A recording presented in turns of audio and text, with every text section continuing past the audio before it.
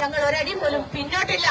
ഞങ്ങളെ ഈ അമ്മമാരെ, ഈ 50 വയസ്സിന് മേൽ പ്രായമുള്ള, 60 വയസ്സിന് പ്രായമുള്ള ഞങ്ങളെ നിങ്ങൾ എന്തിനാണ് ഇങ്ങനെ ഈ വെയിലിൽ നിർത്തിയും ഈ മഴയിൽ നിർത്തിയും ഞങ്ങളെ വിഷമിപ്പിക്കുന്നതെന്നാണ് കേരളത്തിലെ ഇനിയും നിങ്ങൾ ലജ്ജിച്ച് തലതാഴ്ത്താൻ ഇടയാക്കാതെ നിയമപരമായിട്ടുള്ള കാര്യങ്ങൾ കൃത്യമായി വേണ്ടതെന്ന് വിരുദ്ധമായിട്ടുള്ള പ്രവൃത്തിയിലേക്ക് പോകാതെ നിങ്ങൾ കൃത്യമായി ഞങ്ങളെ അനുഭാവപൂർവ്വം പരിഗണിക്കുകയല്ല വേണ്ടത്. ഞങ്ങളുടെ ഡിമാൻഡുകൾ അംഗീകരിച്ച് ഉത്തരവ് പുറപ്പെടുവിക്കുക എന്നുള്ളതാണ് ഈ അവസരത്തിൽ ഏറ്റവും വിനീതമായി ഞങ്ങൾ നിങ്ങളോട് അഭ്യർത്ഥിക്കുന്നത്.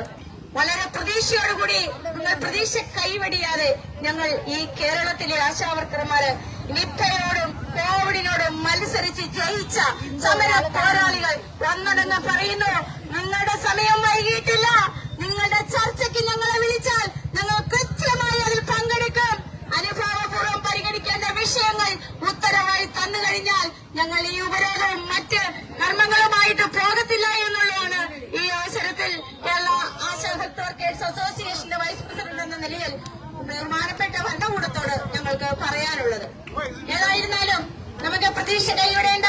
നമ്മൾ 98% വിജയിച്ചിരിക്കുകയാണ്. ഈ പരിവാദിക്കൽ ഇവരുടെ അലങ്കാരത്തിനും ഹുങ്കിനും ഒരു മൈനസ് പോയിന്റ് വന്നു കഴിഞ്ഞാൽ നമ്മൾ വിജയിച്ചു കഴിഞ്ഞു.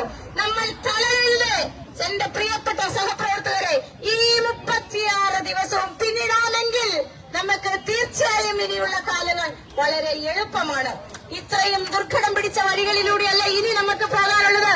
വളരെ സിമ്പിൾ ആയതാണ്. 98% നമ്മൾ വിജയിച്ചു കഴിഞ്ഞിരിക്കുകയാണ്.